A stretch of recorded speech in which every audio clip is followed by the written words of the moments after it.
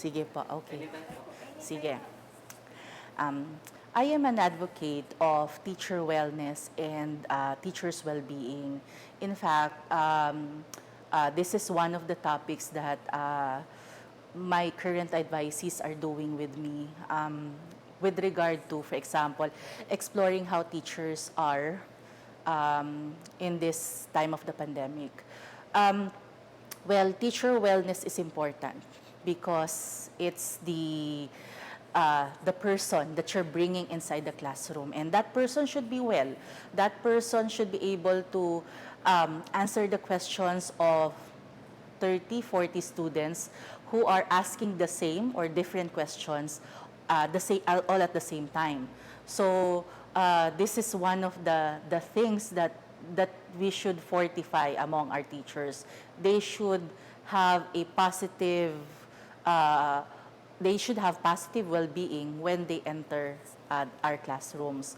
How do we maintain well-being and wellness? Because we are now living in uncertain times, we are faced with a lot of issues about health, about safety. We should take that into consideration when we would want or we would expect our teachers to be well. How are they living their lives on the opposite side of the screen, as it is now that we are doing this remote teaching, no? Emergency remote teaching? How are they at the opposite side of the screen? How do they manage their families, and how do they see to it that their children are also learning, given that they have been giving or they have been investing a lot to teaching their students? Um, well, in my experience in dealing and in helping other teachers, in my experience in helping teachers address their well-being issues, there are a number of ways in which we can ensure that the teachers' well-being are secured or they feel good about themselves. The first thing that we have explored is in terms of routine. Teachers should have routine. They should be able to manage their time in such a way that they would have time to address their family concerns and their students' concerns.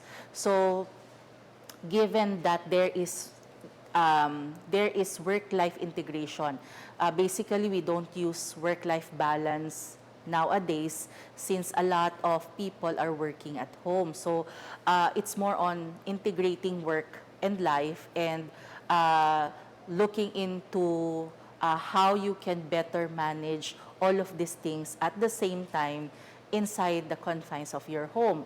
So we teach now teachers to be able to identify time in which they're most productive and set that particular time to doing things that may be related to teaching, such as the development of instructional materials or doing their assessment.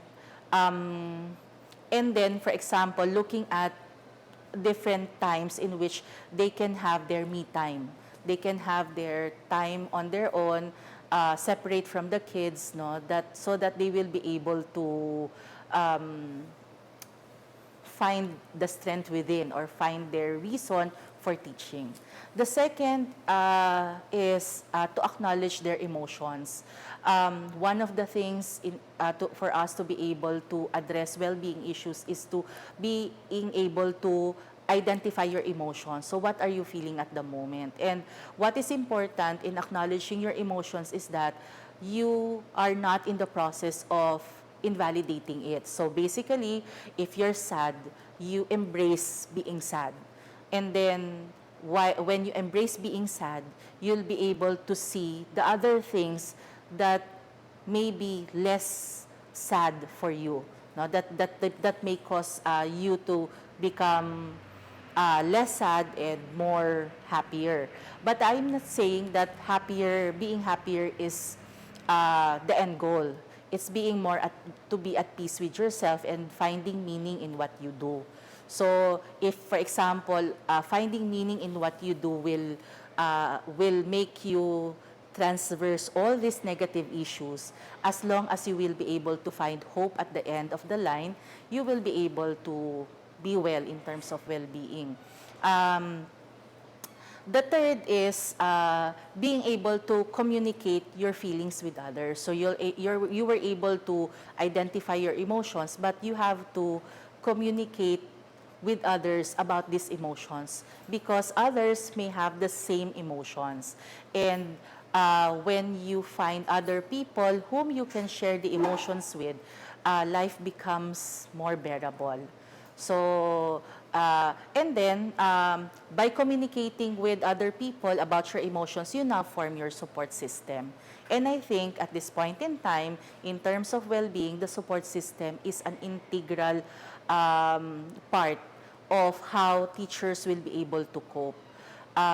Some are thinking of ways to be able to finish everything. But then if they are with a strong support system, they would find reasons to continue. Reasons to continue teaching, reasons to love teaching, and reasons to be able to help more students. Sige po. Yan po. Okay na yan na. Okay na yan, Ang sige. ganda nung last part, pang ano na natin yun, pang closing na natin sa video. Iniisip ko kasi ano ba yung mga kino-quote din minsan ng mga, yung sa teach. Yun. Minsan the highly emotional the highly emotional anong tawag dito, sharings kasi yun yung mas pinipick up ng mga learners. Yun. Thank you so much. Thank you po. Salamat. Pasensya.